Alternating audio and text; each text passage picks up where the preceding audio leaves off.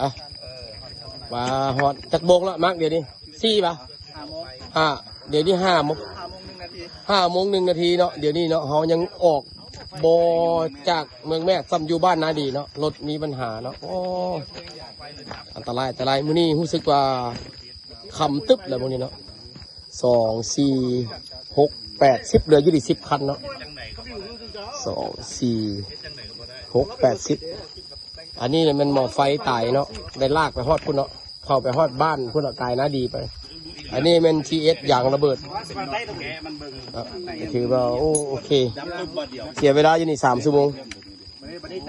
ตัวสิไปได้มาได้เนาะเดี๋ยวนี้จอดเรียบร้อยแล้วจอดเรียบร้อยจอดแล้วไม่พอดีตั้งรถได้กายังไงกะยาเนาะมื้อนี้ต้องฮอดเวียงเนาะต้องฮอดเวียงด้วยมื้อนี้ต้องฮอดเวียงเพราะว่าเรามีหน้าที่ภารกิจข้างหน้าเขายังมีอยู่เขาต้องฮอดเวียงได้ก็ต้องฮอดเวียง5:03 นาทีแล้วต่อนี้5:03 นาทีโอเคเอาฮอดมึงเฟื่องแล้วกันสบายใจก็บอกว่าสบายแต่ว่ายังไงก็ต้องเมืองโอเคเอาจัดไปเอาสติเด้อทุกคนเด้อเซฟตี้มื้อนี้วันที่16เนาะเดือน6เนาะ2024เนาะชื่อเลขกับบ่ถูกเนาะ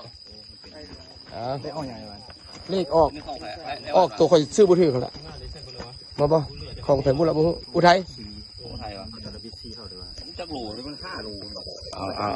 โอเคเด้อถ่ายเป็นความทรงจำเนี่ย